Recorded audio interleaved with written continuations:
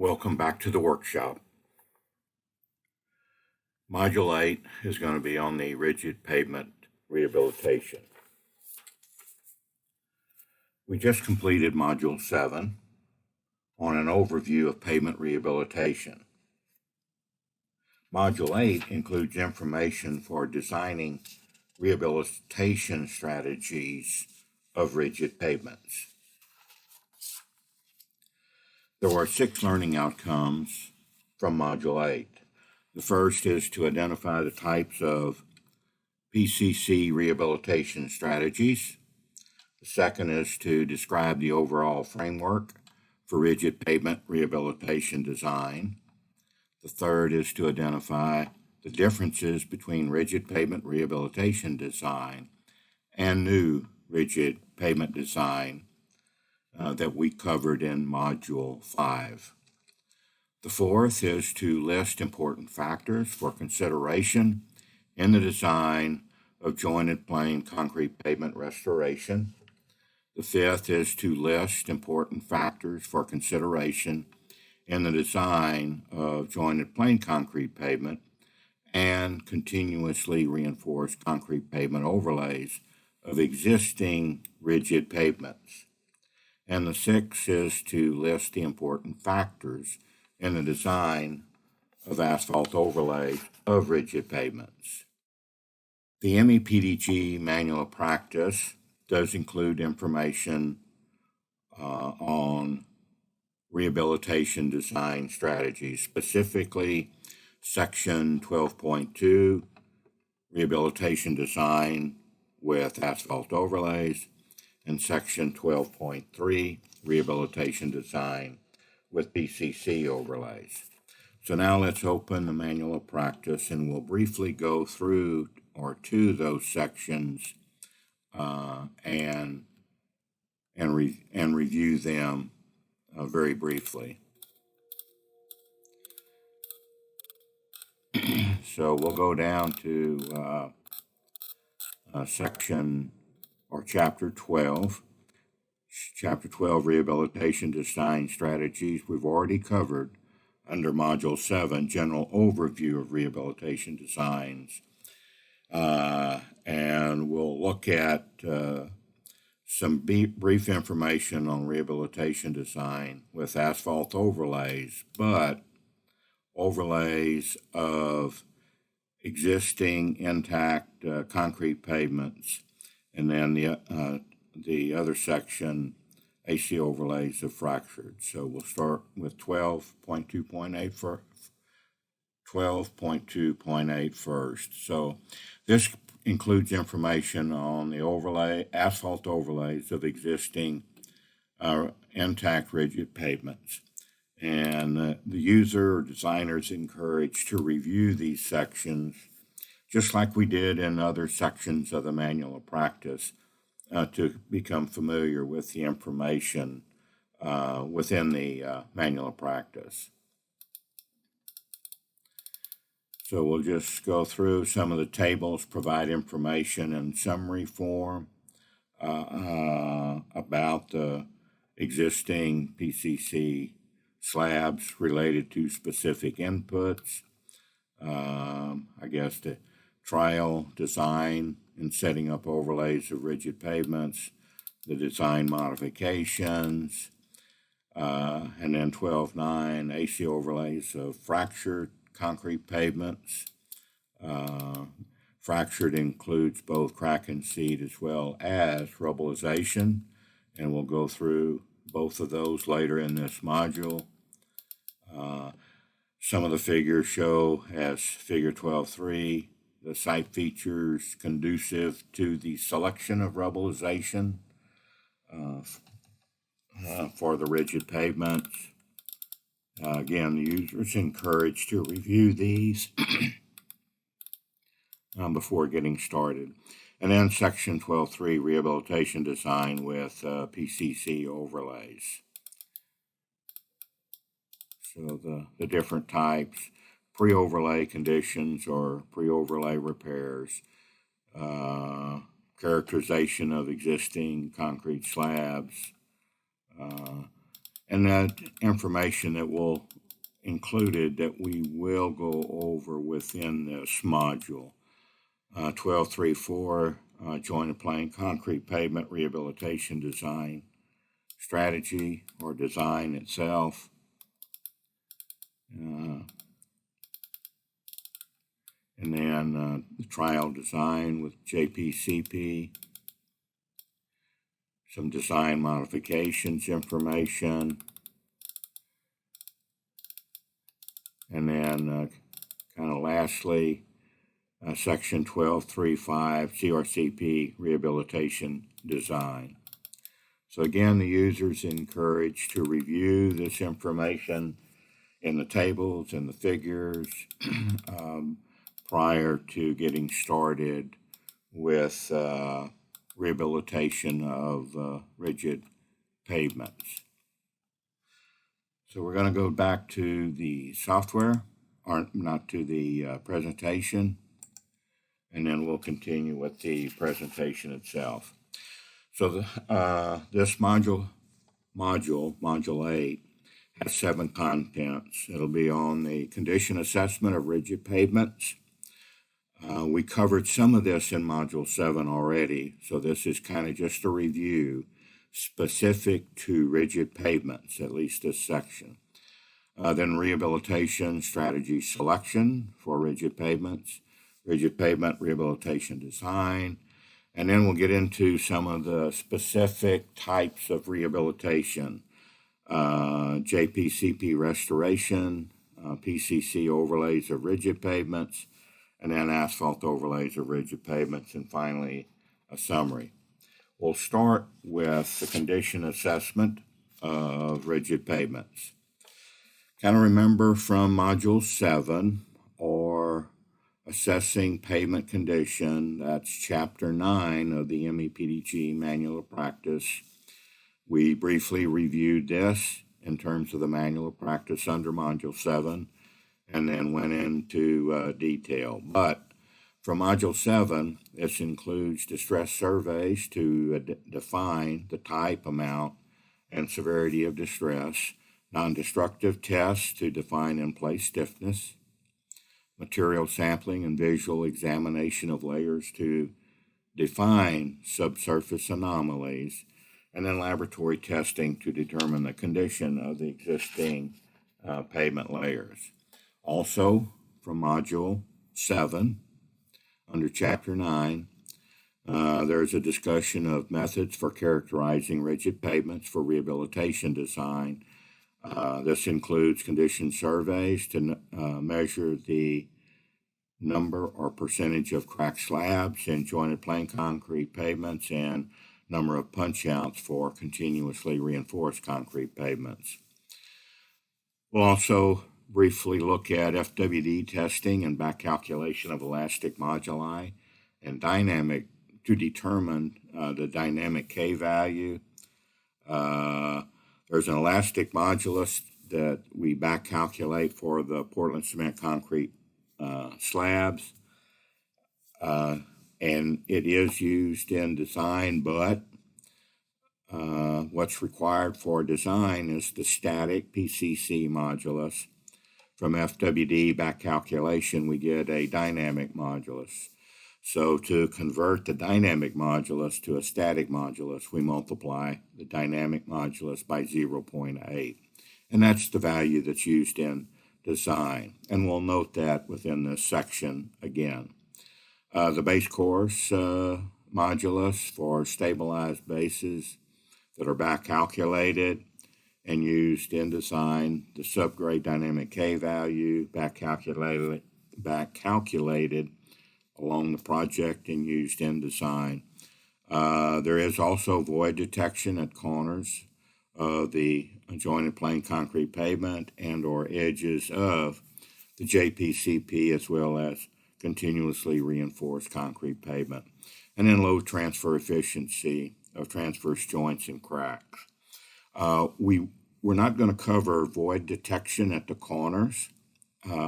We will mention that if voids are encountered, they need to be taken care of in the rehabilitation design. but their detection will be covered under the back calculation tool in terms of analyzing falling weight deflectometer basin testing. So the analysis to determine void detection we're not covering within this module. It is covered under the back calculation tool information. We will go over the low transfer efficiency and the inputs to the Pavement ME design software. We'll also review some of the materials testing that's required in terms of how different it is, or the information that is different for rehabilitation design as compared to new pavement design. This table shown on the screen here is Table 9-9 within Chapter 9 of the MEPDG Manual Practice. It gives a very good summary of the condition assessment of concrete pavement, both for jointed plain concrete pavement in terms of the different highway functional classifications, and whether the existing pavement would be considered inadequate, marginal, or adequate in terms of the different types of distresses. So, and the type of distress predominantly is medium and high severity transverse cracks, as well as longitudinal cracks and corner breaks. There's also jointed reinforced concrete pavements in terms of the deteriorated cracked slabs. However, remember, jointed reinforced concrete pavements is not included as a new rehabilitation strategy. Only jointed plain concrete pavement and continuously reinforced concrete pavements or the new pavement design strategy for rigid pavements. However, JRCP is included in terms of rehabilitation of rigid pavements. Those will be handled just like jointed plain concrete pavements. But remember, there is no JRCP overlay design strategy included in the Pavement ME design software. And in jointed plain concrete pavement, the transverse crack or joint, as well as crack faulting on whether the pavement is considered inadequate, marginal, or adequate itself. And the same thing with JRCP, mean transverse joint and or crack faulting.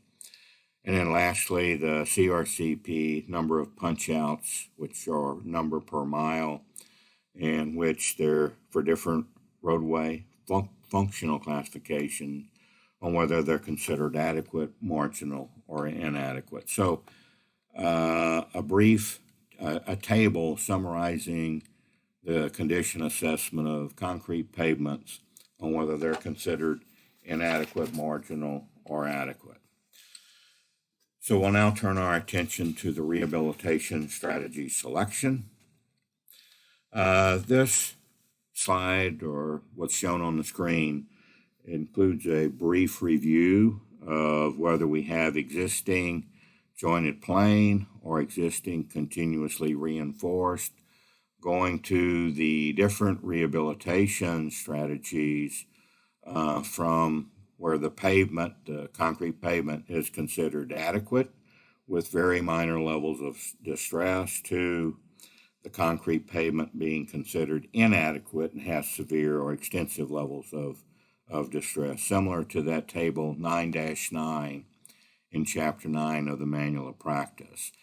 And we'll go through and show details on JPCP restoration, conditions or rigid pavements where we consider the concrete slabs to be intact or adequate. So we're going to have overlays of intact PCC with and without pre-overlay repairs, and then start moving into where the existing concrete is considered inadequate. And we're going to go through different types of fractures, like crack and seat of existing jointed plain concrete pavements, and then rubblization of existing JPCP as well as CRCP type pavements or rigid pavements. So the rigid pavement rehabilitation strategy selection is going to start with JPCP restoration. That's where the pavement's considered structurally adequate. We'll look at asphalt overlays of intact PCC, both intact slabs as well as marginally adequate.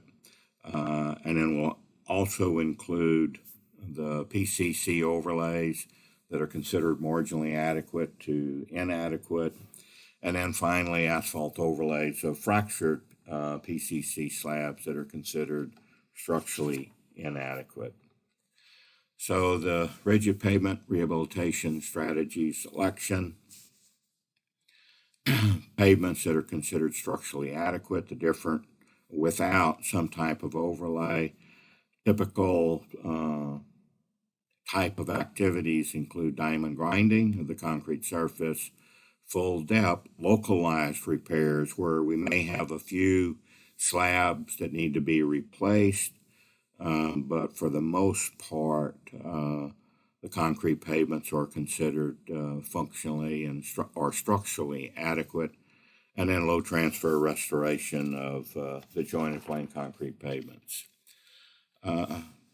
Different pavement rehabilitation strategies where the rigid pavement is in need of some type of structural improvement.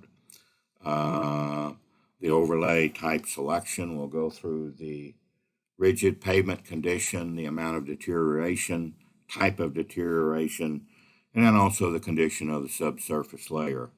Site condition factors that are included in the manual of practice or discussed in the manual of practice includes such items as vertical clearance and height adjustments, available lane closure time for selecting a rehabilitation strategy selection.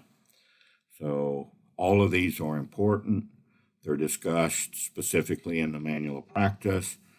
And within Module 8, we're going to go over most of these, but predominantly the condition of the rigid pavement and how that affects the input variables into the Pavement ME design software. So the rigid pavements with overlays. There's asphalt overlays of intact PCC slabs, which is the most common type of overlay. Reflection cracking, as you might expect, is a key issue that will be covered in this module. We'll also look at bonded JPCP or CRCP overlays of the existing rigid pavement. We'll then look at JPCP or CRCP overlays with asphalt interlayers between the PCC overlay and the existing rigid pavement. And then we'll look at fracturing the PCC pavement that has to do with crack and seat with an asphalt overlay or rubblize with an asphalt overlay. So now let's move to the rigid pavement rehabilitation design in terms of the specific rehabilitation strategies. One item to note is this module, which we've already mentioned, but we're going to repeat it. This module focus is on what is the difference between new rigid pavement design and rigid pavement rehabilitation design. We're not going to go over every input that's required for rigid pavement rehabilitation design. Specifically, we're not covering those that we've already covered under Module 7 for new rigid pavement design, as well as in Module 4-4 on the PCC properties of the concrete slabs, specifically those that are the same between new rigid pavement design and rigid pavement rehabilitation design. So the material properties of the PCC are the asphalt overlays, and existing layers are basically the same as for a new rigid and flexible pavement design. Material properties are discussed in Module 4-4. The models and transfer functions are also the same, and the mathematical operations are the same as for new rigid pavement design. The rigid pavement models and transfer functions are presented in Module 5. The flexible pavement models and transfer functions are covered in Module 6. And again, we're only going to highlight those conditions, material properties, and the models and transfer functions for rigid pavement rehabilitation that are different from new pavement designs. So now we're going to go to the software, and we're going to briefly go through the different screens for the different types of rehabilitations and their design of rigid pavement. So now let's open the software and we'll go through each one of these. Again, kind of in brief form, and then we'll discuss them in more detail within this module.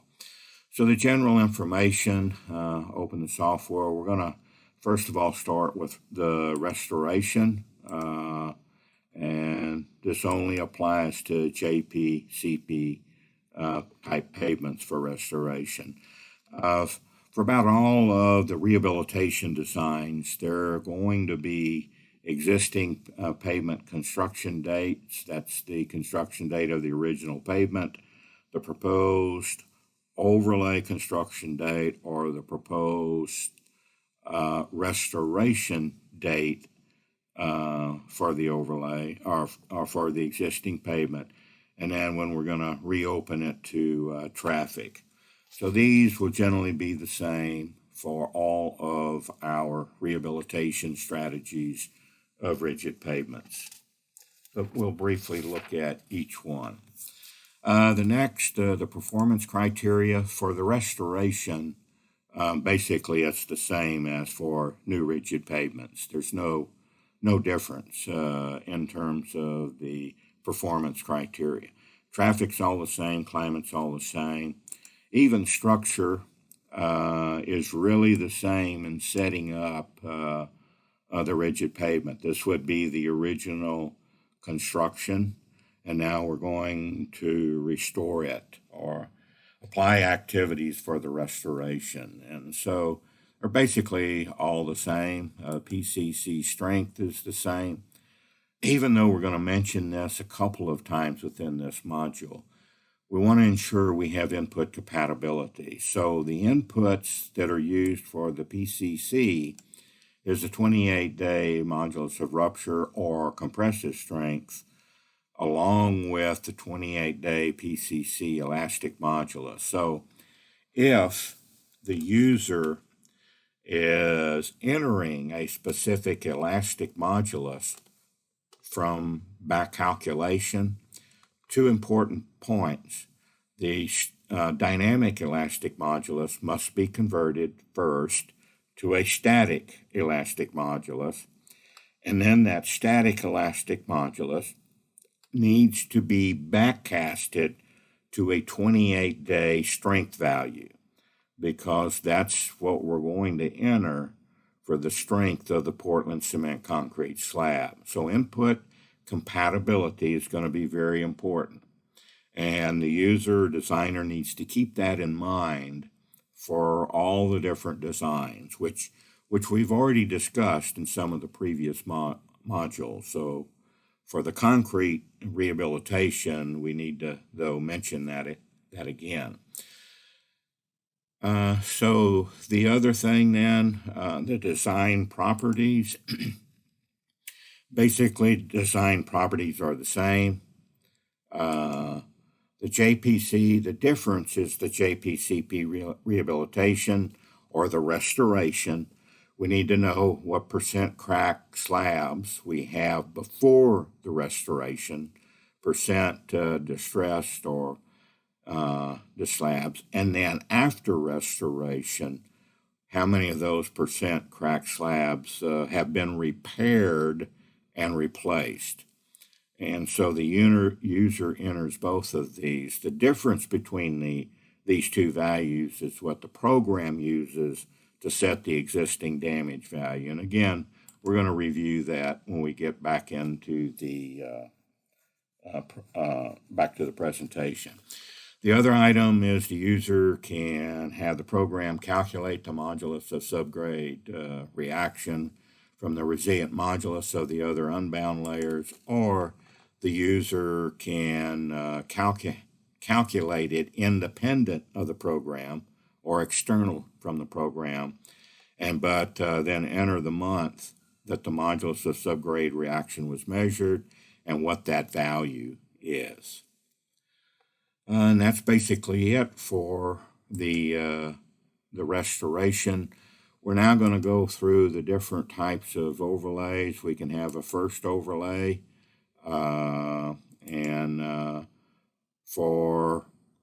we can have an asphalt overlay of jointed plane, asphalt overlay of continuously reinforced, asphalt overlay of fractured, bonded, and we're going to come back to what bonded means in just a minute. But bonded, in terms of the terminology in the program, bonded PCC over JPCP, bonded PCC over CRCP, and then JPCP over CRCP unbonded. And again, we'll come back to the terminology and what that means.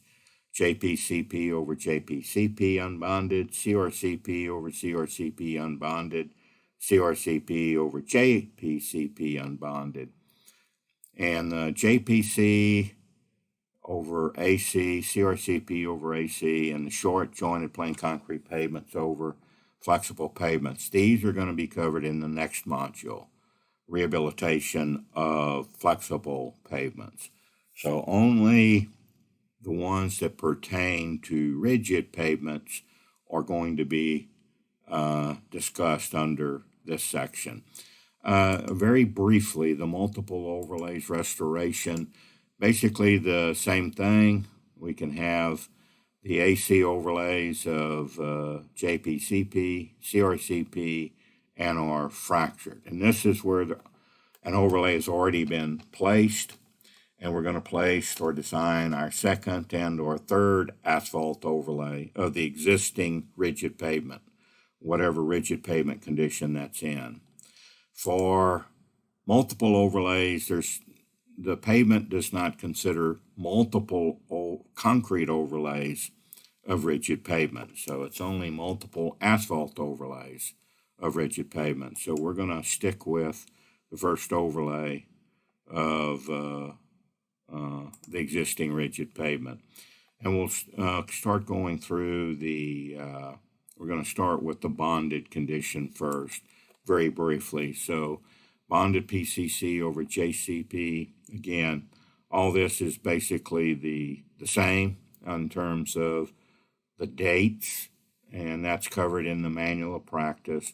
Performance criteria for the existing JPCP, that's all the same, no differences. Traffic, climate, structure, the bonded or what's considered bonded, and again, we're going to define what bonded and unbonded mean later in the presentation. Right now, I'm just going to continue to refer to those two terms, bonded and unbonded, as the terminology is used in the software. So we've got the thermal properties, mixture properties, basically all the same that we've already covered.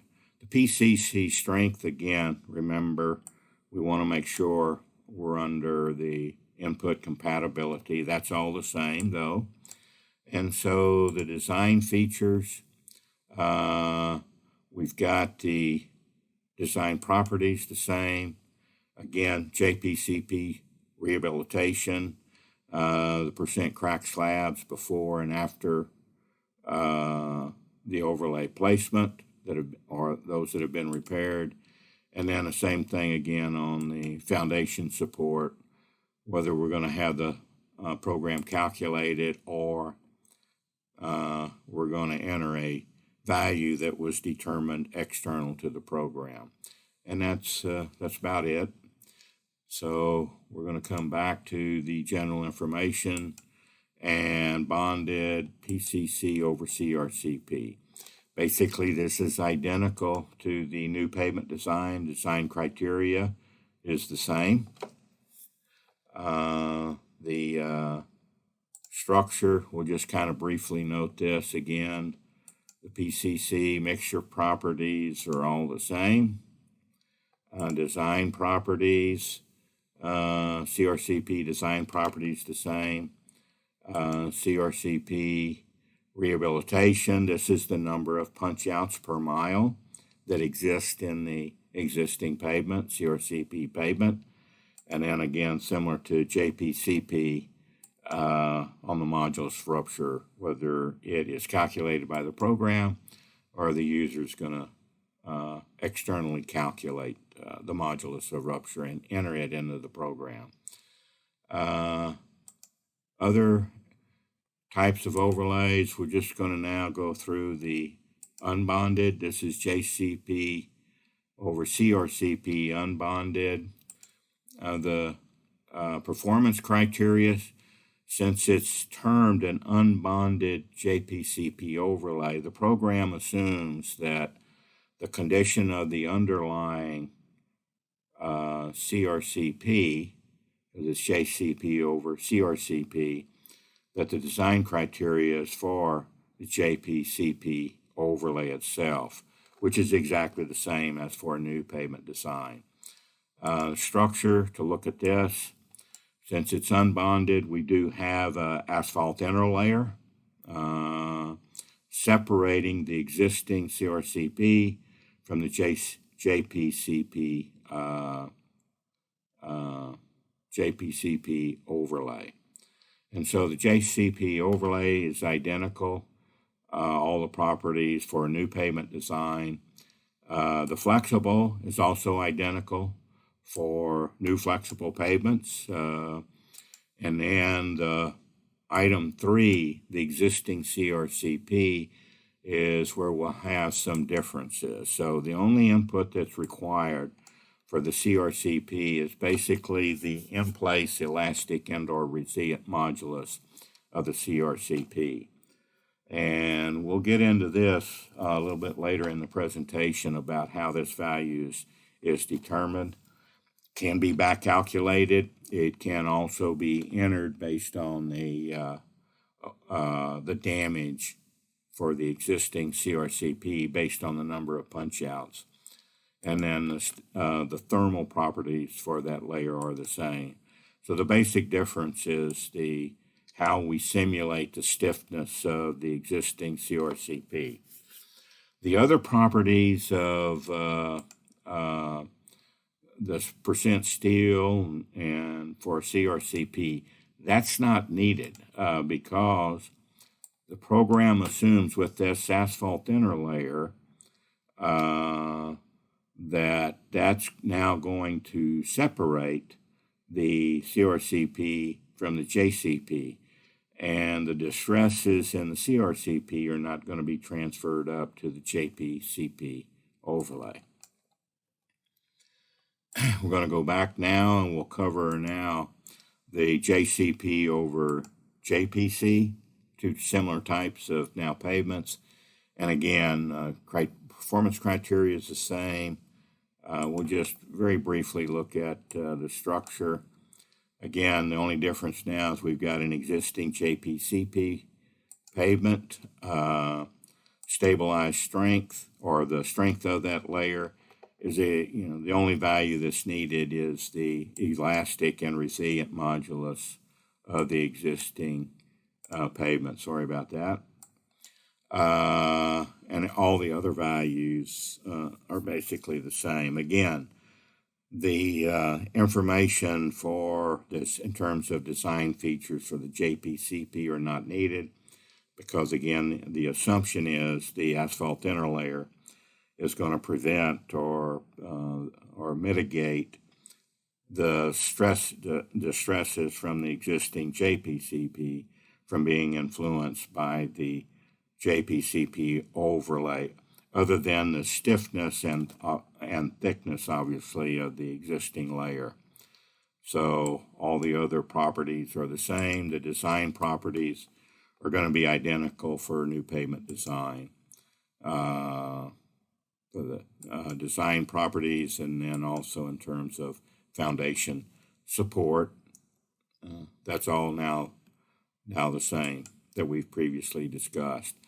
So I'm going to go through now. That's the go through one for the CRCP, basically CRCP over the CRCP. Again, the performance criteria for the CRCP overlay is the same as for new. Our structure being set up very similar to the JPCP overlay, except now we have a CRCP.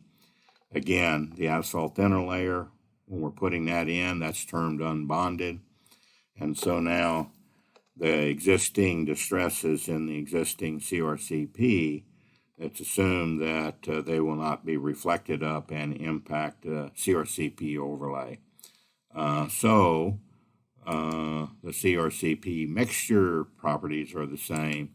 The strength properties for the overlay are the same for the CRCP overlay. For the fractured, it's the same thing. Only the elastic and resilient modulus representing that existing CRCP is what's entered by the software. And so the design properties, basically this is for the new CRCP overlay, and that's exactly identical to new pavement design for CRCP pavements. Again, the foundation support information or inputs are the same that we've previously discussed. And so just to make sure we've completed everything, I'm just going to go over the CRCP over the JPCP existing pavement. And the performance criteria for the CRCP, same. Structure still set up in the same way. The existing JPCP, again, the only one value for the existing pavement is the elastic and resilient modulus. And the design properties for the CRCP overlay, basically they're identical to a new CRCP layer. So that's all the same, and then the design properties for the CRCP are also the same. One brief thing we're going to come back to is going to be the asphalt overlays of a JPCP, CRCP, and then fractured. So we'll start with AC over JPCP. The existing pavement condition, the dates, all that's the same as, the meaning is the same as we've previously discussed. Performance criteria, this is the performance criteria for the asphalt overlay. So many of the performance criteria for the asphalt surface are the same. Initial asphalt, IRI, terminal IRI, AC top-down fatigue cracking, AC bottom-up fatigue cracking, AC thermal cracking, permanent deformation, AC only. These are identical to new flexible pavement design. What's different is AC total transverse cracking, which includes total thermal or transverse cracking, and then the reflective cracking itself. And the thermal is the AC thermal plus the reflective of any transverse cracks in the existing JPCP. And then the JCP transverse cracking, percent cracked slab. So the program will continue to calculate the fatigue damage and percent fatigue cracked slabs for the existing JPCP throughout the asphalt overlay design life. and then use that in predicting AC total transverse cracks, or in terms of thermal plus reflective, from the existing JPCP pavement. And I'll come back to this, the 50% for the AC thermal cracking, the reason that's 50% is because that's included in the reflective cracking. So the reliability term is only applied to what you can see and measure at the surface. And that's the combination of the thermal cracking and the reflective cracking.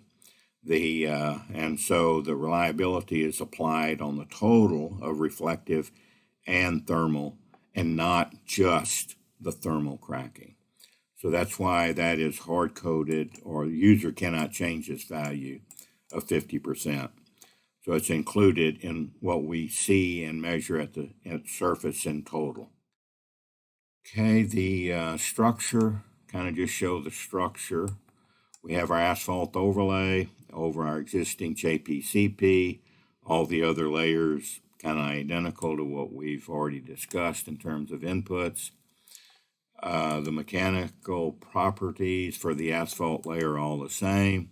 For a new asphalt layer, again, what's different is going to be the condition of the existing JPCP. The strength properties, here, this is similar to what we use for new pavement design. Again, we need to remember, though, make sure that we have input compatibility for our asphalt overlays of our existing rigid pavements between the 28-day strength and what value we're entering for the elastic modulus. It has to be converted. If it's a back calculated value and which is dynamic, it first gets converted to the static value, and then that static value has to be converted to a 28-day elastic modulus. The program does not do that, so the user must do it external to the program. Design properties. So the JPCP design properties are the same. What's different is the AC overlay of the JPCP rehabilitation. Again, percent crack slabs before and after the asphalt overlay. Even though this is restoration, restoration can be applied prior to placing the asphalt overlay. But it's the percent crack slabs before restoration and then after restoration. The other added input now for the asphalt overlay is the transverse joint low transfer efficiency. So a default value, or the user can mention this in terms of falling weight deflectometer testing of concrete pavements.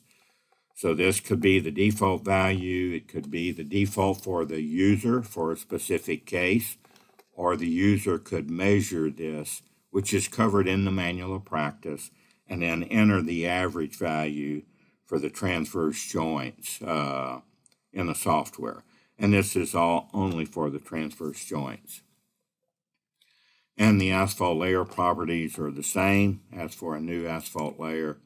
Foundation support is like what we've already discussed. It could be calculated independently by the user and entered, or it could be calculated by the program. Okay, so let's go back to the general information.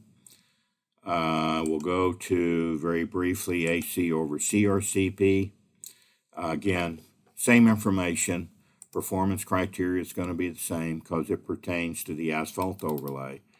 The program also will calculate or continue to calculate the CRCP punch-outs per mile as part of the design criteria when we have an asphalt overlay. That is calculated. Also, the AC total transverse cracking, thermal, and reflective, same type of thing that applies to AC overlays of CRCP that we discussed, asphalt overlays of JPCP. All these other performance criteria are the same as we discussed previously. The design properties now, well, let me go through the structure very briefly. This is the asphalt overlay of the CRCP. And that's all I'll kind of mention or show. Design properties, all the design properties for the existing CRCP structure are the same. CRCP overlay, again, number of punch outs, whatever that is. Say if we have 5 per mile, that will be the existing number of punch outs. The program will use this in setting the damage of the existing CRCP and then calculate going forward with that in-place damage of the CRCP. So that becomes an important input, just like it is for JPCP in terms of the percent cracked slabs. And then the asphalt overlay properties are going to be the same, or the design features are going to be the same, which we've already discussed for new pavements, basically new flexible pavements. And then again, foundation support is like what we've already discussed under this module. So basically that now one other one. This is going to be the AC over JPCP fractured. And this, as you mentioned earlier, or as we mentioned earlier in the presentation, there's a difference between fractured and of crack and seat versus fracture rubbleized. So the program has inputs only for AC over JPCP fractured, specifically identified as fractured, and that is crack and seat. When the existing pavement, either JPCP or CRCP, is rubbleized, that is considered a new flexible pavement design strategy. And so that's not covered in rigid pavement rehabilitation. But this module, on Module 8, on rehabilitation of rigid pavements, rubbleization is included at the end of this module, and we'll go through that in more detail in terms of the inputs to the software. But this is only going to be for fractured in terms of the software. The design rehabilitation design simulation is only for fractured or crack and seat. So look at the structure first. And again, it's a fractured JPCP, fracturing it. The other parameters, especially the existing or the new asphalt overlay, all that is the same. So we'll look at the properties for the fractured JPCP. The the strength of that is basically just the elastic resilient modulus that we've already discussed, on whether it is a default value, or in the case of multiple overlays, we're back calculating this value, or if the user has back calculated default elastic resilient modulus from previous projects and using that default value. The crack and seat fractured inputs. This is the other item that's used in the reflection cracking. We have the fractured slab crack spacing, whatever that is.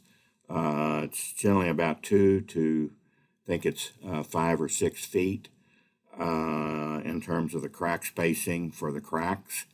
And then the load transfer efficiency of those cracks. Default value is 50%, but the user could actually measure these or derive those from calibration and enter a default value. The default value derived from the global calibration is 50%. And that's the value that's encouraged, that the user is encouraged to use from a global calibration value. And the manual of practice discusses both the elastic resilient modulus of the fractured layer as well as the load transfer efficiency. Okay, and so going back now to the general and information, and basically we've covered everything in brevity for rehabilitation of rigid pavements. So right now we're going to go back to the presentation and we'll continue with our presentation itself. So we're going to start with JPCP restoration. And a lot of this information we've just looked at in terms of going through the software. We're going to be a little bit more specific now on some items. So the candidates for JPCP restoration includes that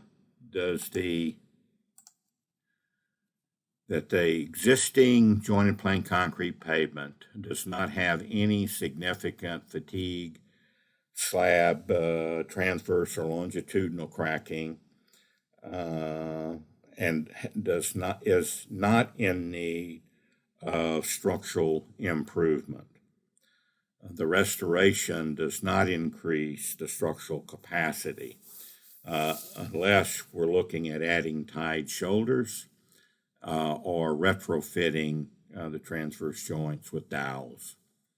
Does not have severe faulting, does not have any kind of significant concrete durability, spalling, or other disintegration issues, and does not have any kind of significant subgrade movement problems that would result in very high IRI measurements of the existing pavement.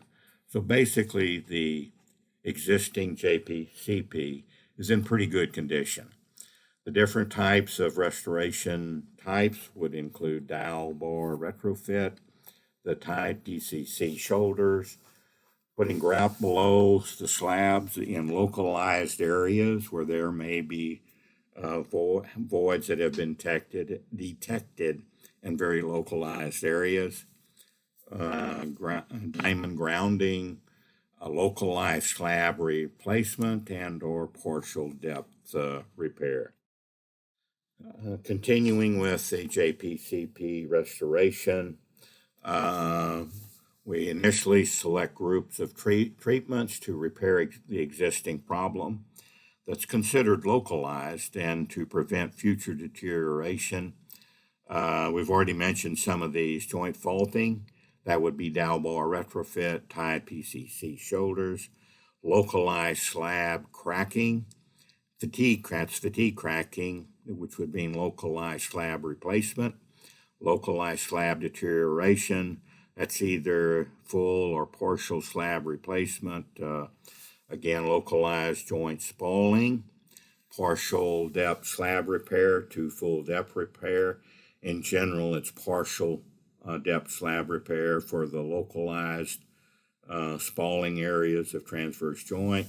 And then again, localized support where we may be putting grout or subsealing beneath the slab.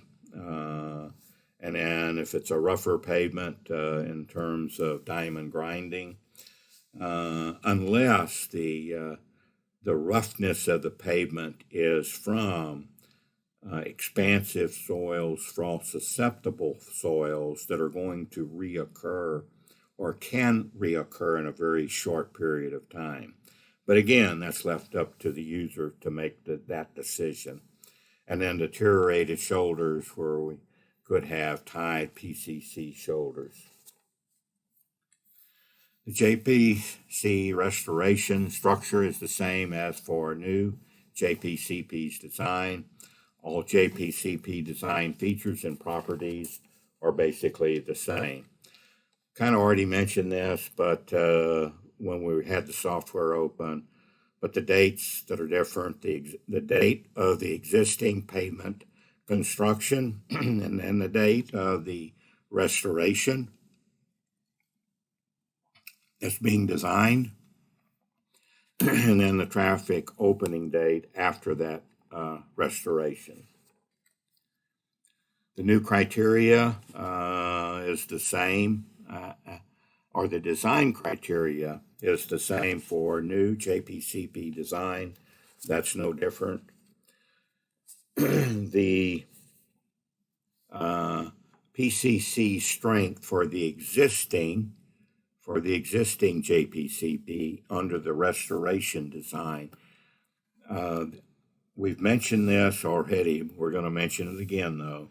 Input compatibility is important. So what's entered is the 28-day strength value, either modulus of rupture or compressive strength. So the elastic modulus must represent a 28-day strength. And so again, if this comes from the back calculated, that dynamic modulus needs to be converted to a static modulus by simply multiplying the dynamic value by 0.8. But then that static value at whatever point in time or age that the deflection testing was done then needs to be back tested externally by the user to represent the 28-day elastic modulus and be compatible with the 28-day strength value. The restoration or the rehabilitation, whatever, per slabs distressed, replaced before restoration, and then those that have been repaired and or replaced after restoration. That's the two value. Again, the program is going to take the difference between these two in determining the damage. So the slabs distressed, replaced before restoration before restoration. This control allows the user to define the percentage of cracking in slabs before the restoration or rehabilitation. And this essentially is the total percentage of cracking in the slabs and includes all cracks that were previously measured, transverse, longitudinal, corner breaks that we mentioned under new pavement design under Module 5. And then the other inputs, slabs, repaired, replaced after restoration. And this option allows you to, as a user, to define the percentages of slabs that were repaired during the restoration and rehabilitation process. As I noted, the difference between the slabs distressed and slabs replaced is the percentage of slabs that are still cracked after restoration. That same meaning is going to be similar to other types of rigid pavement rehabilitation design options or strategies. So, considering damage in the existing JPCP, it's exactly the same as for new JPCP, except we've defined the existing damage or the damage of the existing PCC slab from the amount of percent crack slabs that we entered into the program. So we have the existing pavement percent crack slabs are used to assess damage. Pavement ME then uses that percent crack slabs to predict future fatigue cracking after restoration. So if we have 25% crack slabs, then the user defines the damage index for the existing JPCP in the existing concrete to predict future damage or future percent crack slabs into the future. The other item is the modulus of rupture. This is we've discussed this or from the software a couple times. So if the modulus subgrade reaction is no, it's unchecked, then the program calculates the modulus of subgrade reaction from the resilient modulus of the lower and or subgrade individual layers. Obviously, if it is checked, then the program is going to, the user is going to enter that value, both the month that the modulus of subgrade reaction was measured, and then the value of the modulus of subgrade reaction that was measured. Kind of a point to make on the resilient modulus of the other layers, whatever layers have been entered by the user, but these would be the other unbound layers. From a resilient modulus standpoint, that the modulus and then the sieve analysis screed, that's exactly the same. And the modulus is also the same with the exception of one point.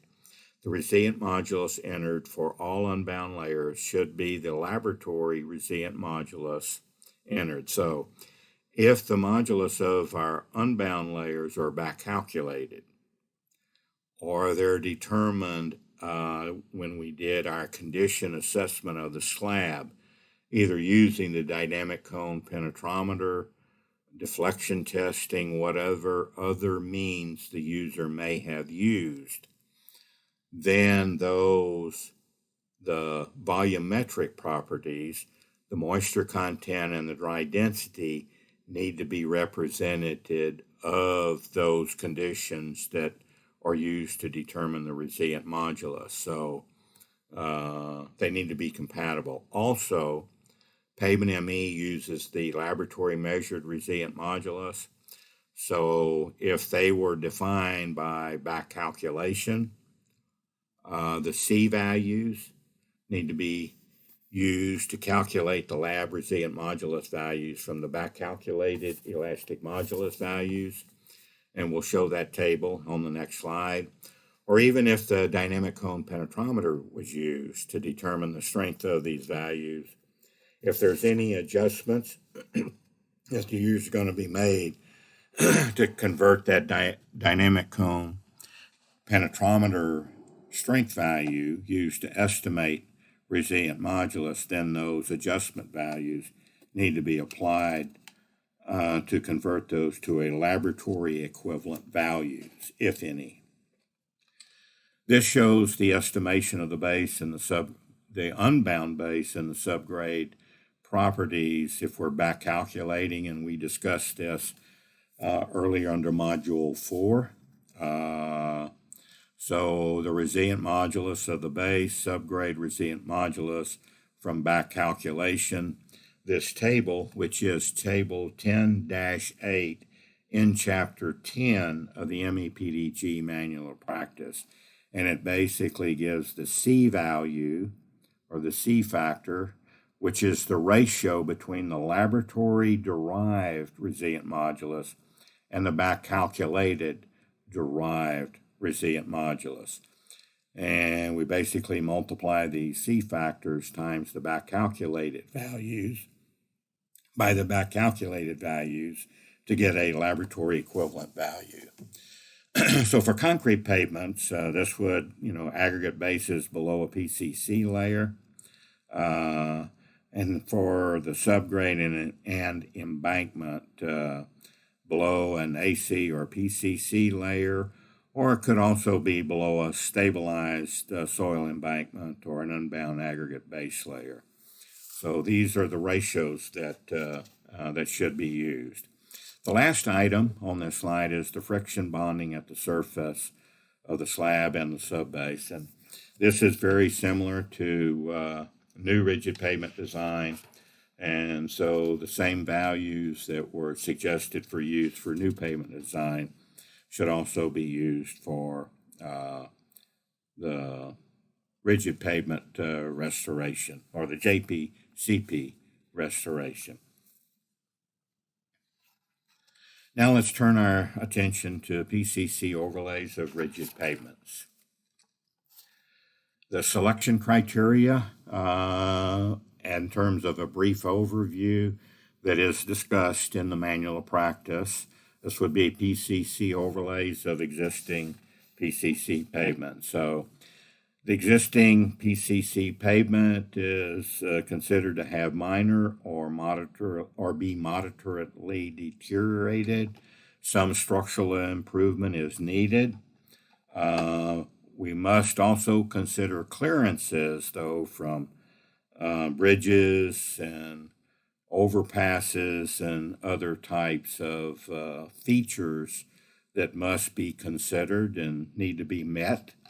And then we start now moving into the reflection cracking. But for the PCC overlays, the reflection cracking from the joints and or cracks in the existing pavement, whether it be a jointed plain concrete pavement or a continuously reinforced concrete pavement, are assumed to be controlled with an asphalt separation or inner layer, and that's the unbonded term. So now let's define bonded from unbonded, that the term or terminology that's used in the manual of practice as well as in the software. So bonded means the JPC overlay of existing concrete pavements does not have an asphalt separation layer. So the concrete, the overlays, the PCC overlays, are assumed to be bonded to the existing concrete pavement, whatever it is. The unbonded case, the unbonded JPCP and CRCP overlay of existing concrete pavements, when that term unbonded is used or applied, it is assumed that there is an asphalt separation or inner layer. And then the PCC thickness is generally greater than 6 inches. The JPCP conventional joint spacing, full lane width of about 10 to 15 feet. Also, a JCP short joint spacing can be used. This would be like 5 by 5, 6 by 6 foot joint slab geometries. So now let's start with the bonded PCC overlay of JPCP and CRCP. So what we've previously discussed is more general information for rigid pavement rehabilitation design.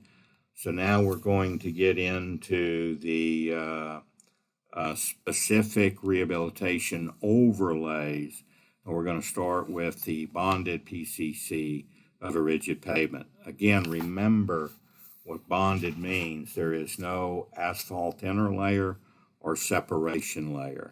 Basically, the PCC bonded overlay is placed over the existing JPCP or CRCP, and all the other layers would be simulated based on what the pavement structure, existing pavement structure, entails.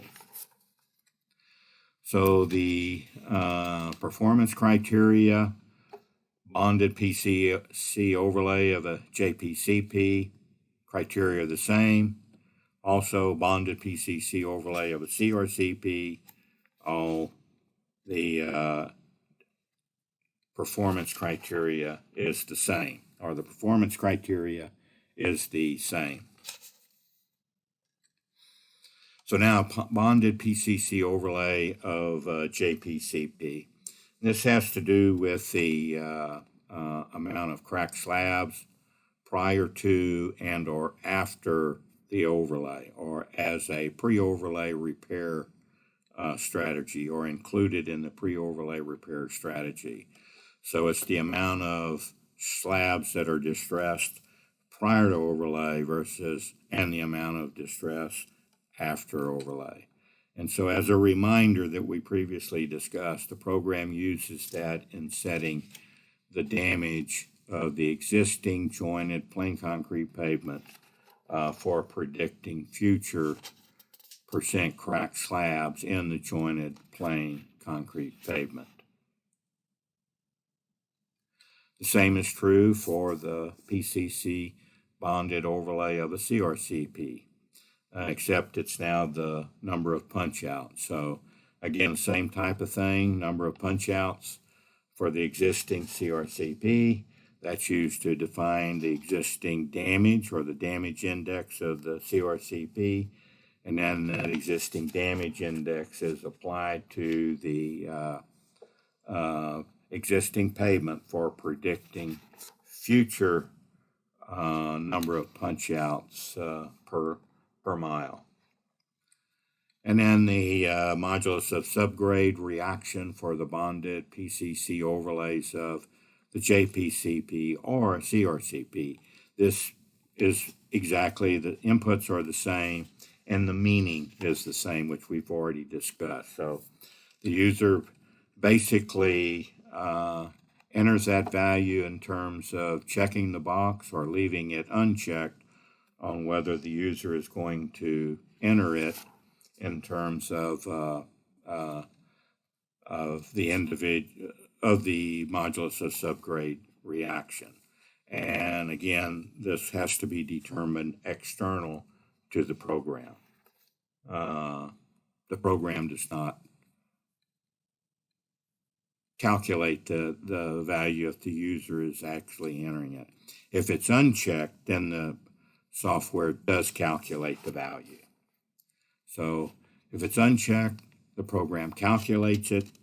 If it's checked, the user needs to determine it external to the program, and the date at which it was determined or measured also needs to be entered. And again, the resilient for a bonded PCC overlay of a JPCP as well as a CRCP, the resilient modulus of the underlying layers is handled exactly the same way for both rehabilitation type strategies. And we've noted this previously, but input compatibility, the user needs to make sure that the water content and dry density that's entered on the sieves represent the condition at which the resilient modulus was measured and entered into the software for bonded PCC overlays of JPCP or CRCP. So if a back calculated value is entered, the C values to calculate that lab equivalent resilient modulus is entered into the software and then the water content and resilient modulus, the water content and dry density need to be compatible with when the deflection testing was completed for back calculating the elastic modulus of these layers for input compatibility. The next is now we're going to look at different types of concrete overlays over different types of existing rigid pavements, but for the unbonded terminology. So again, remember, unbonded, it's a term used to designate that an asphalt separator or interlayer is being placed between the existing PCC and PCC overlay. Our assumptions, the PCC overlay is bonded to the asphalt separator layer. They're not unbonded. So this is just a term that is used to designate whether an asphalt interlayer is present or is not there. The asphalt separator layer is assumed to prevent any damage or cracks from the existing PCC to reflect to or impact the PCC overlay. So again, this is just a term that is used in the manual practice and the software. So the PCC overlay, whether it's a JPC or a CRCP, an asphalt separator layer that is placed, those two layers are considered bonded. And it's also assumed that the asphalt separator layer and or inner layer is also bonded to the existing PCC layers. So this just shows an illustration of the inner layer being placed for a JCP overlay of JPCP and or a JCP overlay of a CRCP. And we'll briefly go through each of these now. So design criteria is exactly the same if we have as if we had an unbonded or bonded case, as well as for new JPCP pavements. The back calculated values are the same as for the previously discussed. So the elastic previously discussed and shown in the software. So if we have a JPCP overlay with an asphalt separator, that's unbonded. And so again, remember from the assumption that the condition of the existing JPCP in terms of cracks and other deficiencies or different types of distresses are assumed not to have an impact on the JPCP overlay. So the only value we really need as an input for a mechanistic input for the existing JPCP is the elastic and/or resilient modulus. So if this is a back calculated value, that's a dynamic value, so it's converted to a static value by multiplying 0.8. The flexural strength of the existing PCC is not needed because the fatigue cracking of the existing PCC is not done. The asphalt layer negates the impact of fatigue cracks on the JPCP overlay. So we only need an elastic or resilient modulus, which could represent, if it's 15 years, 20 years, we would not backcast this value now to a 28-day value. This would be the in-place value at the time of deflection testing, or the in-place value at the time of overlay, if this is a default value that has been derived from local calibration. And the modulus of subgrade reaction is again identical to what we previously have been discussing, so we're not going to dwell on this input any longer, but we're going to show the screens as a reminder.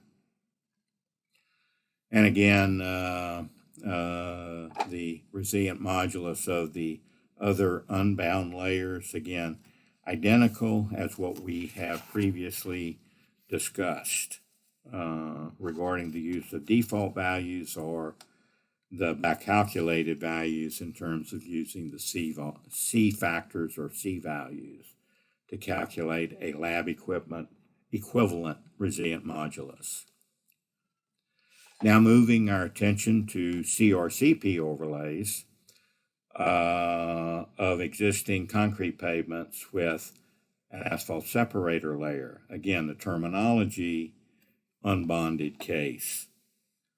And this just shows an illustration from the software where we have a CRCP overlay of a JPCP with the asphalt separator or inner layer, and then CRCP overlay of an existing CRCP pavement with a asphalt separator or inner layer. The design criteria is identical to CRCP pavements. We'll just go ahead and state that, as we have many times. The CRCP overlay of the concrete with an asphalt separator. Again, this can be a back calculated value. And again, it's the input for the asphalt existing CRCP layer. That's the existing CRCP layer. It's only an elastic modulus and a resilient modulus because the assumption is the asphalt layer will prevent any cracks from the existing CRCP or punch outs and any other distress from impacting the CRCP overlay. So, again, we don't need the flexural strength of the PCC because we're not accumulating damage in the CRCP existing pavement because the asphalt interlayer is assumed to separate the two and not transfer damage from the existing pavement to the new CRCP overlay. So it's just a resilient modulus. But again, since the program uses static values, we do need, if we determined the back calculated value of the existing CRCP, that dynamic value does need to be converted to a static value by simply multiplying the dynamic value by 0.8 as an input to the Pavement ME software, just like for JPCP. And again, modulus of subgrade reaction, identical to what we have previously discussed. And this is the same. So now let's look at the asphalt overlays. We've looked at the bonded and unbonded case of PCC overlays. Now let's turn our attention to the asphalt overlays of the rigid pavements. And this can include AC or asphalt overlays of JPCP, CRCP, and then fractured JPCP. And as I mentioned previously, rubbleization will be discussed within this section, but that'll be separate from crack and seat of jointed plain concrete pavements. And the rubbleization applies to both JPCP as well as CRCP. But we're going to start with asphalt overlays of intact JPCP and CRCP. So the selection criteria is existing pavement is in moderate or better condition. Slab replacement can be used just like it is in restoration. Of dowel retrofit and other repairs could be required as pre-overlay repairs, and there can be other superficial or structural improvements made from the asphalt overlay.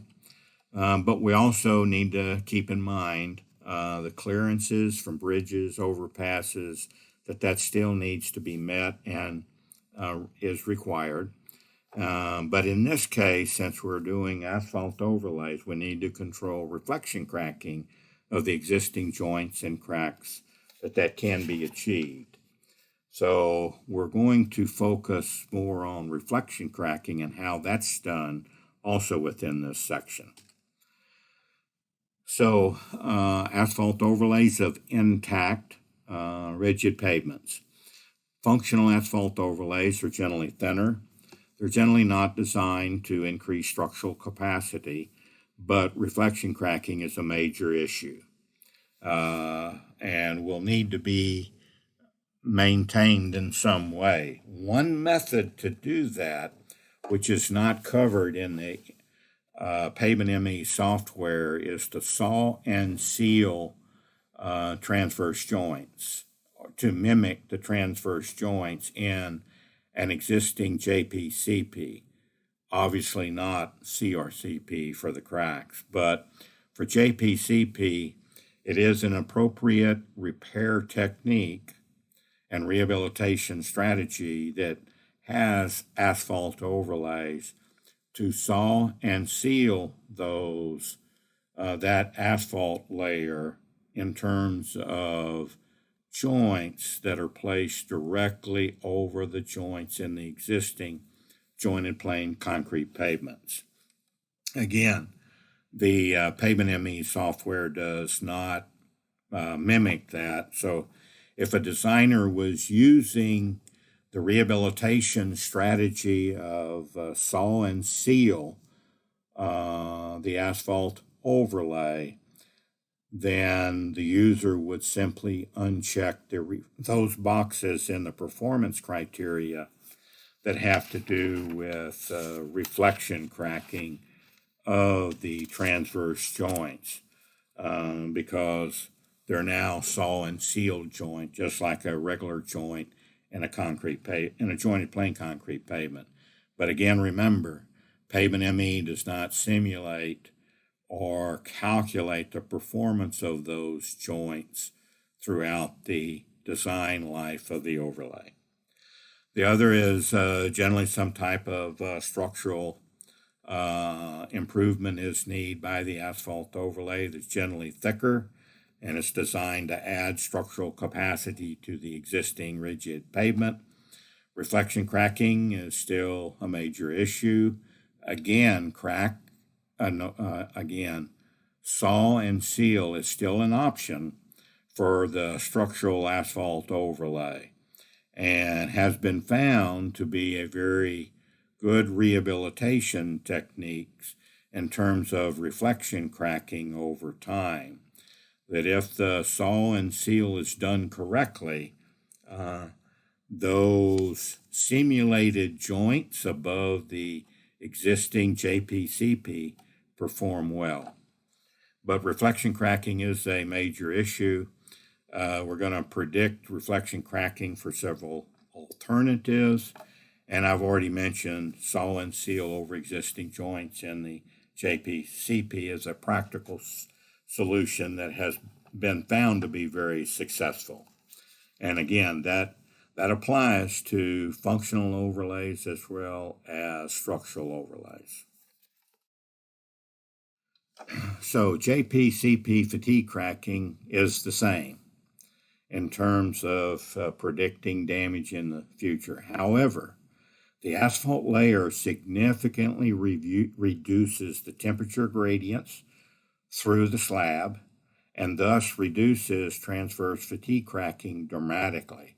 So in general, when you place an asphalt overlay over a jointed plain concrete pavement, the thermal gradients or temperature gradients throughout the slab are significantly reduced, and fatigue cracking is not becomes an additional problem. So the prediction of fatigue cracks over time, additional fatigue cracks over time in the existing jointed plain concrete pavement is very minimal in general.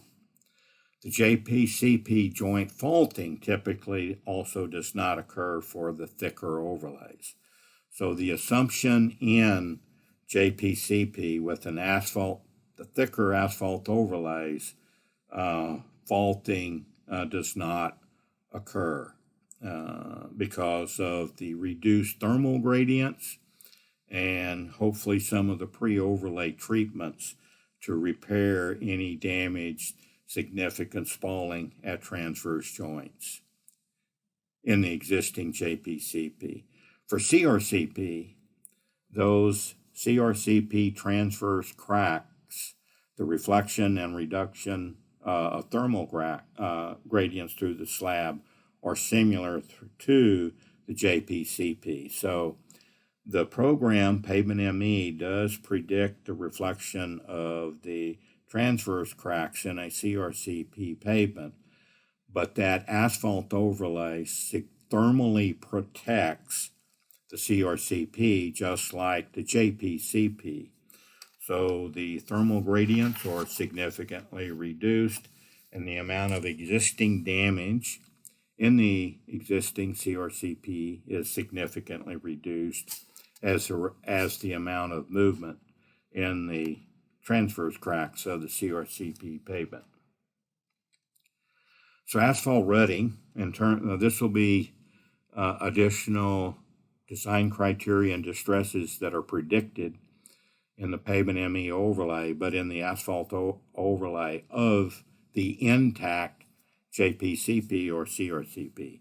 Asphalt rutting was described in Module 6-1-1 for new flexible pavements, and it's identical in the asphalt overlays.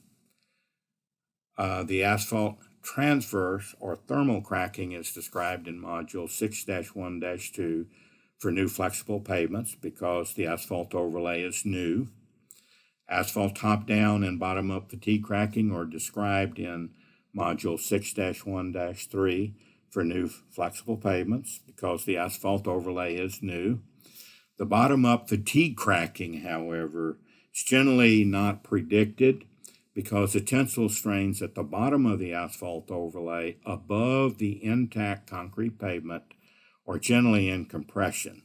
And so if we do not have tensile strains, they're in compression, then we're not going to predict any cracking, new cracking of the asphalt overlay in terms of our traditional bottom-up fatigue from a bending standpoint of the asphalt overlay. And then the asphalt reflection cracking, we discussed this and defined reflection cracking in Module 6-2 for semi-rigid pavements. That will apply to the asphalt overlays of intact concrete pavement as well as intact crack and seat jointed plain concrete pavements. But we're going to repeat some of the reflection cracking information that was presented in Module 6-2 so that this module, Module 8, is considered complete. So the design criteria is the same as for new rigid and flexible pavements with the two exceptions: reflection cracking of existing cracks and joints, and then smoothness degradation of the asphalt overlay of JPCP or CRCP. So we've got the initial IRI for JPCP, terminal IRI, asphalt top-down cracking, asphalt bottom-up cracking, asphalt transverse cracking, asphalt rut depth, which are the same as for new flexible pavement design.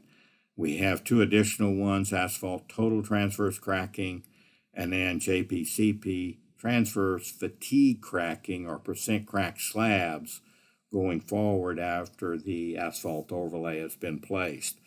But keep in mind, as we mentioned previously, the asphalt overlay thermally protects the existing jointed plain concrete pavement, and so the additional transverse fatigue cracking from fatigue damage in the JPCP becomes minimal. It'll increase, but it increases as a much slower rate. Similar as for CRCP, the initial IRI, terminal IRI, asphalt top-down cracking, asphalt bottom-up cracking, asphalt transverse cracking, and asphalt rut depth is the same for new flexible pavement design. What's different is the asphalt total transverse cracking and then the CRCP punch-outs. For the CRCP punch-outs, as mentioned for the JPCP, the asphalt overlay significantly thermally protects the existing CRCP, so any additional damage in the existing CRCP throughout the asphalt overlay design life is much less reduced. It will increase, but at a much reduced rate. So now let's talk about two items. We're first of all going to go over reflection cracking of existing cracks and or joints. So the software considers two types of fatigue cracks, fatigue and transverse cracks, and it considers those separately for all rigid pavement design strategies. And we're now going to discuss those.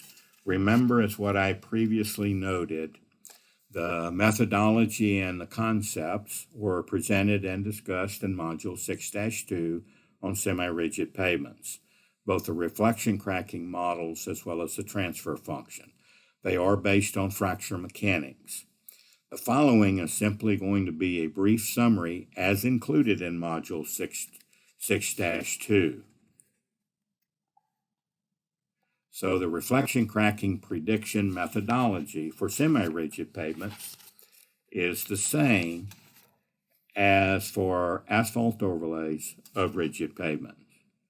So it's similar to the approach used for transverse and top-down fatigue cracks in flexible pavements or in asphalt overlays. It's based on fracture mechanics. And there's two differences for the reflection cracking in the asphalt layer above rigid pavements. There's the addition for the crack depth increment, or the increase in crack depth with increments, both from a load standpoint, wheel load standpoint, as well as from a thermal cycle standpoint. And then the fracture mechanics parameters A and N are defined as they are and were discussed for a semi-rigid pavements. The one additional items to note as reminders: the minimum or lower layer thickness for the concrete was 6 inches as included in the Pavement ME software. The 6 inches represents the suggested minimum layer thickness for rigid pavement rehabilitation design. In general, the PCC thickness for the existing layers is going to be thicker, especially for CRCP pavements. In addition, a thin granular base or subbase layer was assumed below the rigid pavement layers. So in all of the finite element runs to generate the artificial neural networks, a granular base layer was simulated. In the current version of the software, version 3, however, that restriction of a required granular base layer below the rigid layer is not required, just like for in semi-rigid pavements. And the reflection cracking mechanism is composed of 3 components: shear, thermal, and bending, as was discussed in Module 6-2 on semi-rigid pavements. Very briefly, there is a stress intensity factor, or the increase in the increment of a stress intensity factor from bending. One is calculated for shear and tension above the cracks and or joints. The tension is the pulling from the existing joint or crack in the existing pavement on the asphalt overlay. The shear is as the load moves from one side of the crack or joint to the other side, there is a shear increment. And then is the bending, when the wheel load is directly over the joint or crack, there is an increase in bending or deflection, so an increase in the stress intensity factors above the bending, also above the shear and tension for each. And so each of these components are added together, both for the ones related to load that are a function of load, the bending and the shear, and then the thermal or tension due to the thermal cycles, the addition in the increment of stress intensity factors. The stress intensity factors are then converted to an increase in the damage index, and the damage index from the wheel loads and then the thermal cycles are added together to produce a total damage index at a point in time for all of the damage index increments that have been added together. And then this is the transfer function for transverse cracking. And it is a function of the damage index, just like discussed for semi-rigid pavements. And again, the damage index mechanism of the increases in the stress intensity factors from bending, shear, and thermal cycles, and then the transfer function. And then this slide, as it was for in module 6-2, for the different calibration factors, these are defined on the slide as used for the K1, K2, the K1, K2, K3, for the stress intensity factors, the C1, C2, C3, the damage index calibration factors for the stress intensity factors, C1, C2, C3, and then the calibration factors for the transfer function of reflection cracking, C4 and C5, C4 and C5. And these are the calibration factors for the fatigue cracking, the asphalt overlay, and then the transverse cracking of the asphalt overlay. Again, these are the same as what was previously discussed in Module 6-2 on semi-rigid pavements. So now let's briefly look at the smoothness degradation of asphalt overlays of JPCP and CRCP. So this is the generalized smoothness degradation equation or the specific smoothness degradation equation for asphalt overlays of concrete pavement. And it is identical to the asphalt layers placed on a semi-rigid pavement or an asphalt overlay over a chemically stabilized layer. So they're considered basically the same. So we have the initial IRI, first of all, the average rut depth predicted of the asphalt overlay, the additional total amount of fatigue cracks of the asphalt overlay, the total transverse cracking predicted in the asphalt overlay, and then the site factor. And then the calibration coefficients, C1 for the rut depth, C2 for total fatigue crack, C3 for total transverse crack, C4 for the site factor. And again, for fatigue cracking, that's the total of top down and bottom up. Remember, very few bottom up cracks are typically predicted in the asphalt overlay of a concrete pavement. Transverse cracks is the total transverse cracks that include the reflection of transverse cracks from transverse joints or transverse cracks from the CRCP. So it's the total reflective from any new thermal cracks. And this is simply for the site factor equation. And this is also provided in the manual of practice. It's also the same for the asphalt layer of the semi-rigid pavement or for semi-rigid pavement. So it's very similar or is the same for the semi-rigid pavements that was discussed in Module 6-2. So now let's move our attention to the asphalt overlays of intact JPCP and CRCP. So the criteria, percent crack slabs or fatigue cracks, same process as for new JPCP. The asphalt overlay reduces the temperature gradients through the slab and significantly reduces transverse fatigue cracking dramatically. Joint faulting is not predicted to occur in the asphalt overlays. It's not considered as a design criteria. CRCP punch outs is the same as for new CRCP. Again, the asphalt overlay significantly reduces the thermal gradients through the slab and reduces the occurrence of punch outs. This is going to be the asphalt overlay of the intact JPCP and CRCP. Much of the information, as we previously mentioned through the software, is the same in terms of material properties, all the material properties. For a new asphalt layer, as for in the new JPCP and CRCP pavement. So we're only going to focus on those items that are different.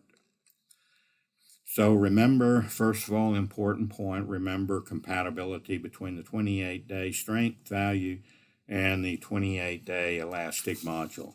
We've discussed that multiple times within this module, so we're not going to repeat it. It's just mentioned as a reminder. Also, we've, in terms of the characterization of the existing JPCP and CRCP. For JPCP, its slabs deteriorated, replaced before restoration, and then those repaired, replaced after restoration, as well as the transverse joint efficiency. We showed these in the software for the JPCP, and then for the CRCP, the number of punch-outs per mile. So since this is overlays of intact pavements, the program will continue to predict the jointed plain concrete pavements or percent cracked slabs, as well as the number of punch-outs throughout the design life of the rigid pavement. The crack spacing is new, so that we showed in the software. So the crack spacing can be for the CRCP, again, asphalt overlay of CRCP. So the crack spacing can either be predicted by the program, or the user can enter the average value. So for the CRCP, if this is unchecked, then the user will enter the average transverse mean crack spacing, or the mean transverse crack spacing that's been measured from the visual distress survey. And that's entered by the user. Again, the average value. Or the user can check the box and have the program calculate that crack spacing using the prediction model embedded in the Pavement ME software. So that's an added input for the CRCP design feature of intact CRCP. And that's basically the only other difference that's required. So the average crack spacing of CRCP transverse cracks can be entered for reflection cracking or have the program calculated. The next now we'll turn our attention to asphalt overlays of fractured JPCP. So to start with, rubbleization versus crack and seat. LTPP program, or the Long-Term Pavement Performance Program, has some examples of showing and illustrating the back-calculated elastic moduli from basically crack and seat, the green diamonds, versus the back-calculated elastic modulus for the rubbleized layer, the orange circles. There is a very significant difference. Typically, the back-calculated modulus is significantly less for the rubbleized layers than for the crack and seat. The crack and seat generally is about 1.5 million psi, and the rubbleization is generally considered anywhere from about 50,000 somewhere to typically about 150,000, as opposed to the crack and seat, which is about 1.5 million. So let's start with crack and seat. So the crack and seat, we're generally cracking the jointed plain concrete pavement, which can also be applied to a jointed reinforced concrete pavement. So the slabs, that's crack spacing generally varies from about 2 to 5 feet or so.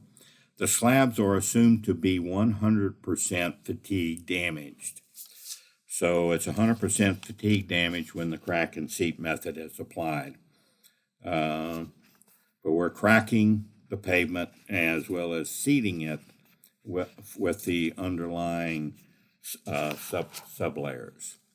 So again, this just shows from the long-term pavement performance program some typical back-calculated values of the elastic modulus for the crack and seat method. And you can see that as compared to the intact layer. So for this example, the crosses show the back calculated elastic modulus, no cracking. Basically, we're just, it's an intact layer, and it's somewhere between 5 and 6 million PSI. As compared to the crack and seat, the diamonds or crack and seat for a specific section. There's another section for the triangles, and then another section for the circle. So you can see that they can vary on the crack and seat from about 1.5 million to a very high value over time.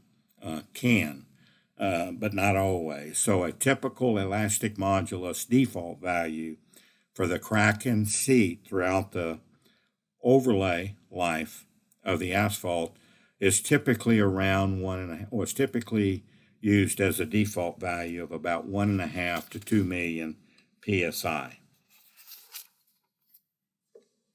With those values of 1.5 to 2 million PSI, generally there's never going to be any bottom-up fatigue cracking of the asphalt overlay. Only top-down fatigue cracks and rutting and transverse cracks and or reflection cracks in the asphalt overlay. So the the existing cracked and seat JPCP or the break and seat JRCP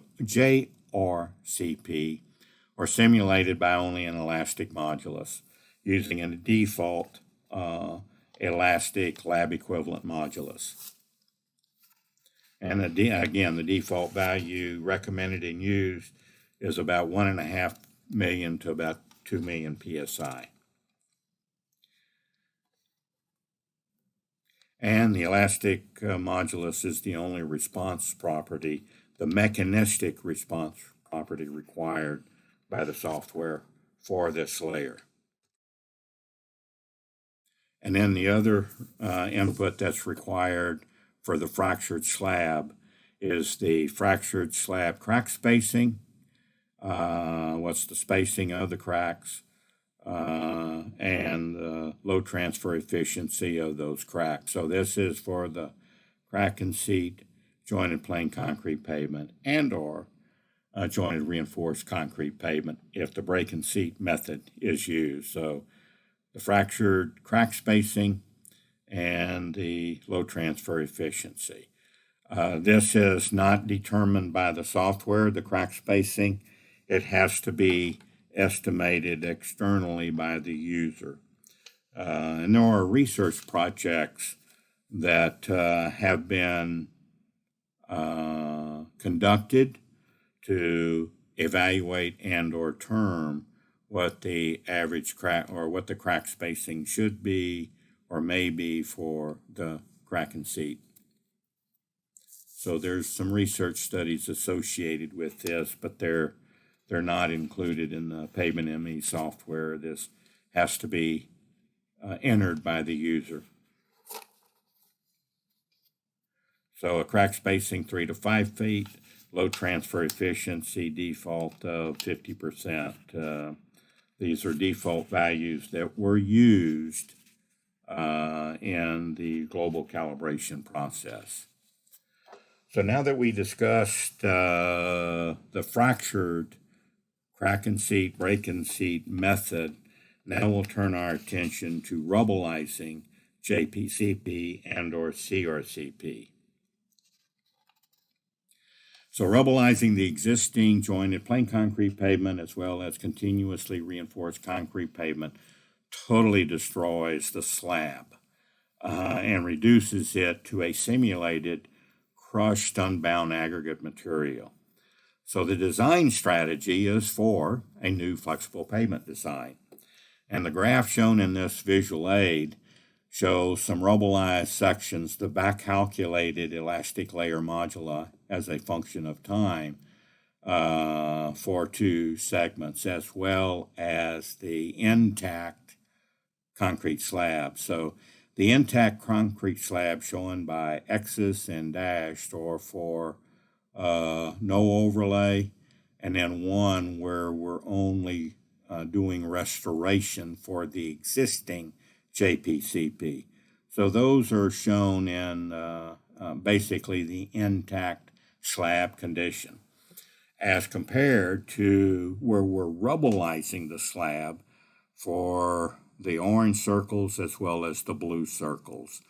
And this is two different sections. So you can see they start out somewhere between about 50,000 to 100,000, but then the elastic or resilient modulus, the back calculated modulus, basically increase over time. And that is generally the case for most of the rubbleization. There is some kind of like rehydrating the PCC, so we're basically healing some of the fractures, and so the stiffness of that rubbleized layer in actuality increases over time. However, Pavement ME does not consider the increase in modulus over time. It's only the initial value. So the initial value that was used in global calibration was the beginning value or the initial value measured, but that value being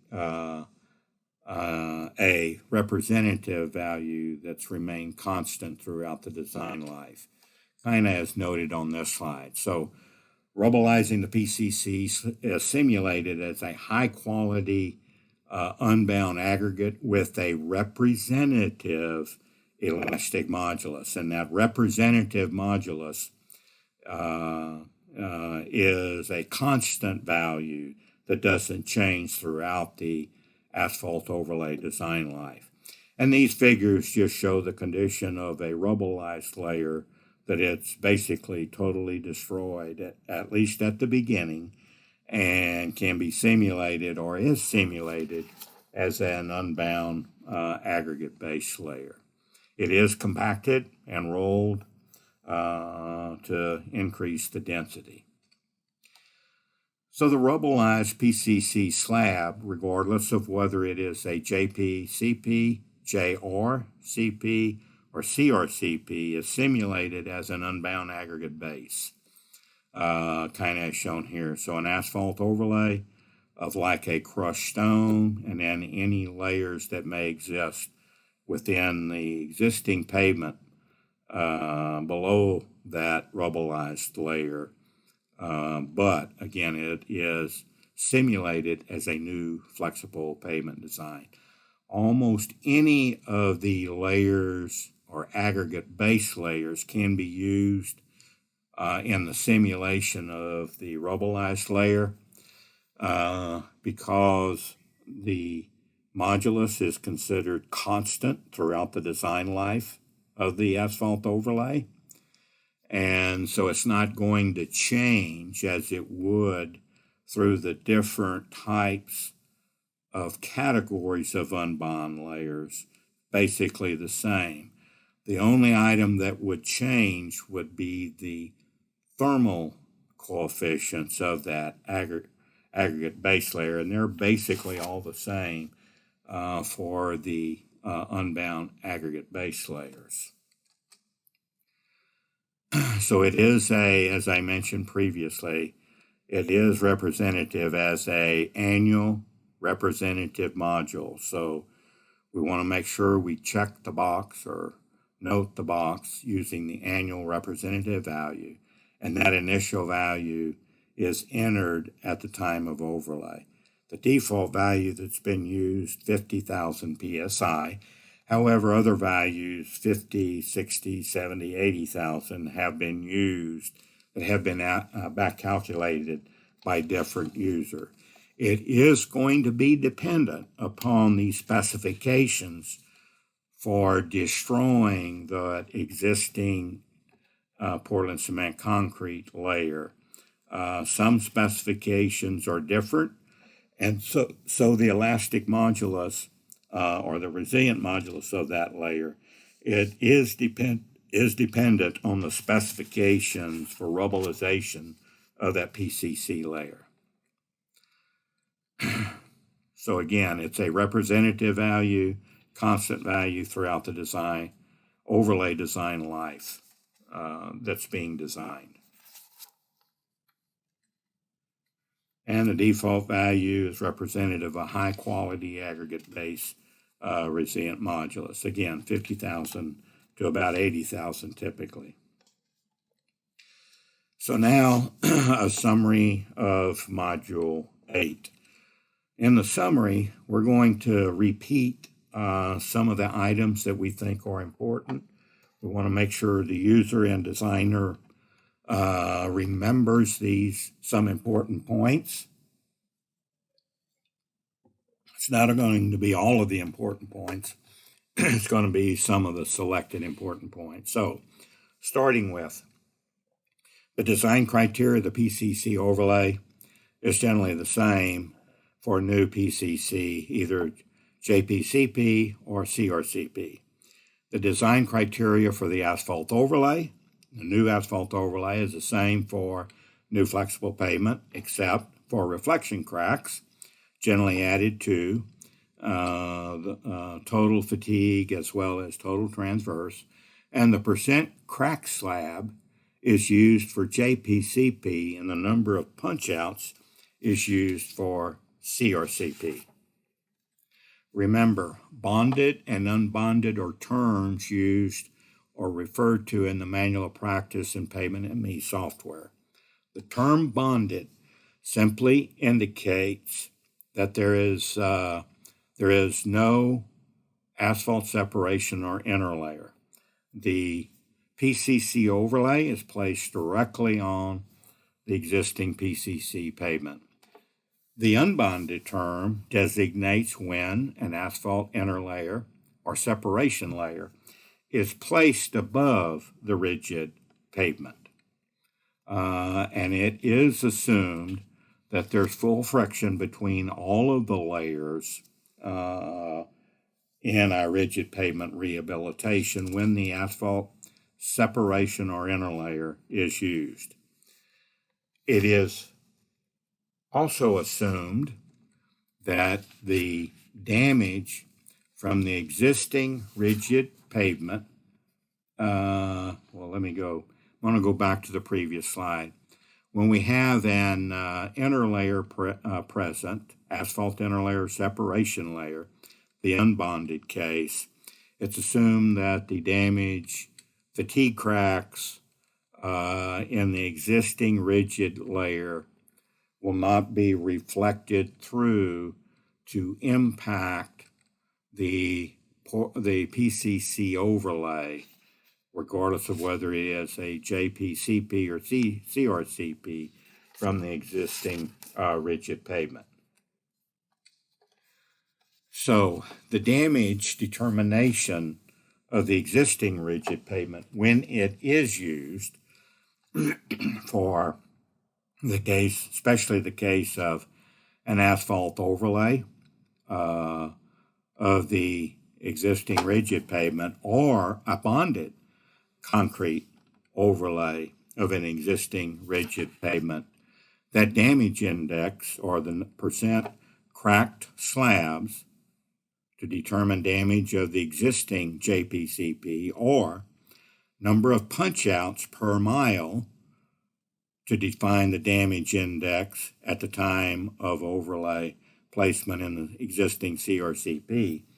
Those damage indices or the distress values are used to determine the distress indices to determine how damage will continually be accumulated in the existing concrete layer. In other words, it's the starting point for accumulating damage in the new overlay, regardless of that new overlay is a concrete overlay or an asphalt overlay. The existing concrete strength and elastic modulus input, there's different options. We can have a default 28-day strength and elastic modulus and always use the defaults, the 28-day strength, 28-day elastic modulus. We can always measure in the laboratory the strength and elastic modulus of the existing concrete values. However, the existing strength and the existing modulus need to be backcasted to 28-day values. We can also back-calculate the dynamic modulus of the in-place concrete slabs. That elastic-static modulus is used in design. The back-calculated value is a dynamic value. So first, the dynamic value, the back-calculated value, needs to be multiplied by 0.8 to convert the dynamic value to a static value. Then that static value needs to be backcasted to a 28-day elastic modulus values. So, because the strength value is a 28-day strength, so we should always start or enter an equivalent 28-day strength as well as a 28-day elastic modulus value. And then the program will increase these values over time. The only difference is when we're putting in an unbonded overlay, say for the unbonded concrete overlays of a rigid pavement, where the elastic static value representing the existing rigid pavement is used for the design components, because that value is not going to change over time, or does not change over time. So ensure, in summary, the concrete strength and elastic modulus are compatible. In other words, input compatibility. Also make sure we have input compatibility between unbound layer input options.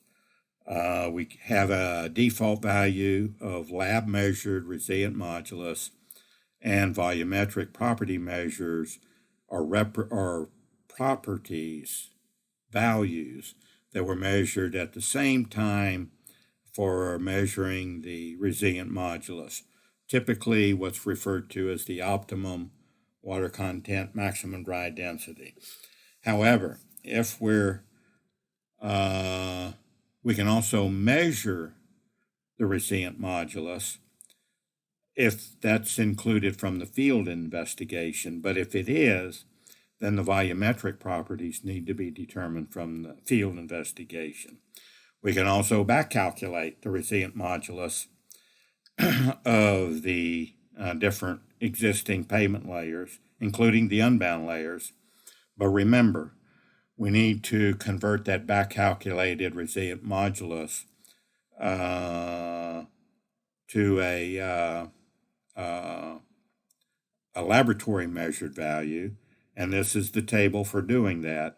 The laboratory measured modulus divided by the back calculated layer modulus ratio.